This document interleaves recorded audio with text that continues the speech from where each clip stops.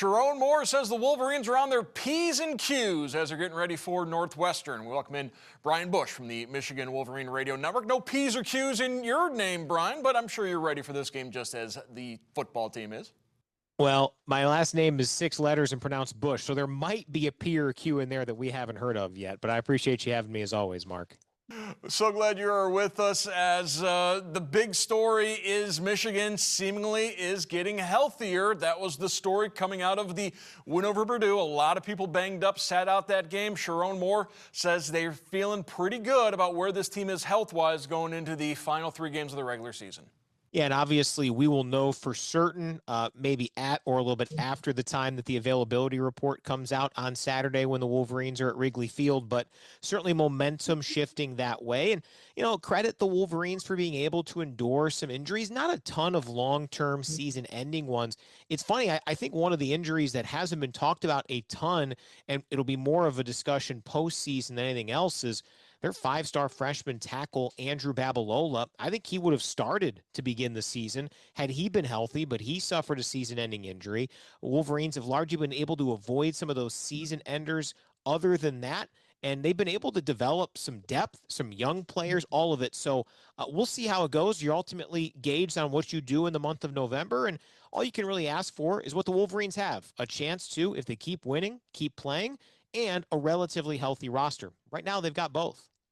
That brings up an interesting point because Michigan is so young this season. They could have been even younger. So you really have got a team that has developed throughout this year simply because you've got young kids that are now getting more and more playing time and are feeling more comfortable out on the field. I mean, look at the offense in particular, right? You've got 3 guys along that offensive line who Michigan fans didn't know a whole lot about at the start of the season. They've had to replace several injured or just, struggling starters who maybe didn't quite reclaim that starting spot when they went out due to injury. You've got a true freshman quarterback. That's a noteworthy aspect in all of this. The receiver core, largely young.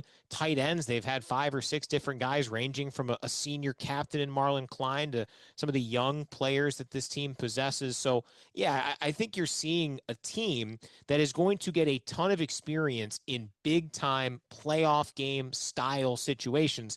Now, this is Michigan. You expect to go out there and win it. I don't care if you're a freshman or a 6th-year senior, but no matter what, short-term, long-term, what an incredible opportunity Michigan has to learn and hopefully for their sake to win. Another point of discussion through this off week was the Michigan passing game. It has struggled a little bit, and when you look at Bryce Underwood's numbers, compare them to other first-year starting quarterbacks, maybe they pale in comparison. At the same time, Michigan's offensive philosophy is different than a lot of other teams, and quite frankly, you don't have the downfield threat that could maybe help out Bryce Underwood in that passing attack. Yeah, I think there's a lot of truth in all of what you said there, Mark. Certainly, Michigan is not going to probably have some 4,500-yard, 5,000-yard passer at really any point for a number of reasons, certainly under Sharon Moore. But I do think Bryce Underwood had a freshman game against Purdue. Now, sequencing worked out pretty well because if Michigan played like they did against most of the other teams, certainly on their Big Ten schedule, they probably would not have won their last time out against Purdue. They were fortunate to get out of there with a narrow victory. So Bryce has to be better than what he was against Purdue. Michigan State was just circumstances. You were running the ball well. Michigan State was not stopping you. Keep it going. Bryce Underwood had one of the best games in the Big Ten by a quarterback this season against Washington. Now, it hasn't been a lot, and I'm not saying just because he's done that, he can just rattle off 2, 3, 4, 5 of those in a row here down the stretch when it really matters.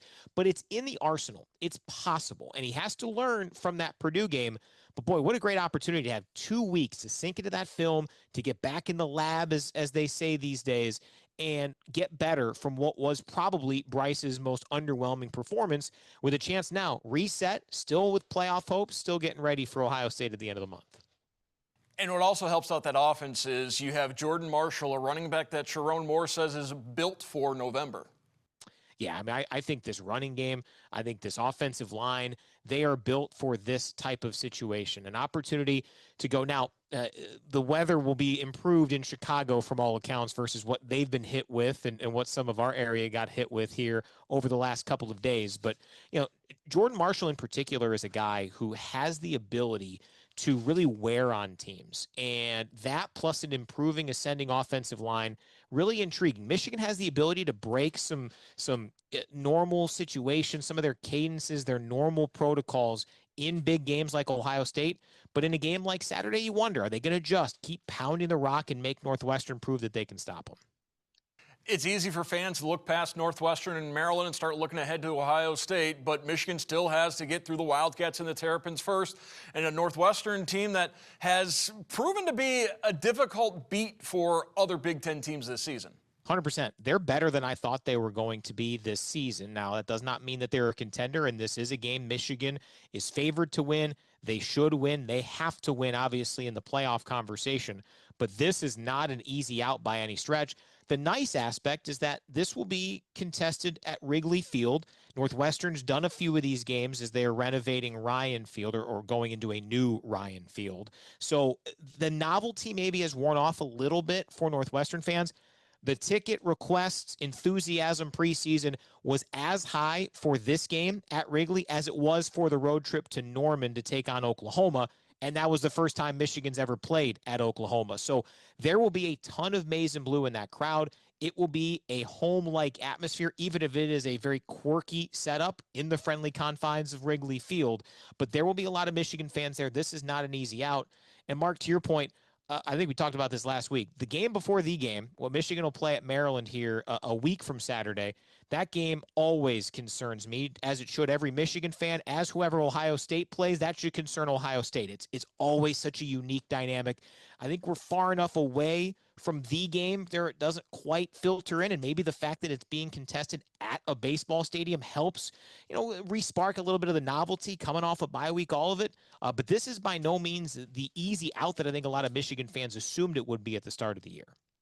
Wolverines playing at Wrigley Field. Not the first time Michigan has played in a baseball stadium. Of course, for years, Minnesota shared the Humphrey Dome with the Minnesota Twins. But in 1950, Michigan played Army at Yankee Stadium. So Wolverines have experience rounding the bases in a football setting as well. I want to thank Brian Boesch from the Michigan Wolverine Radio Network for joining us. Brian, enjoy Wrigleyville. Thanks so much. Appreciate you, Mark.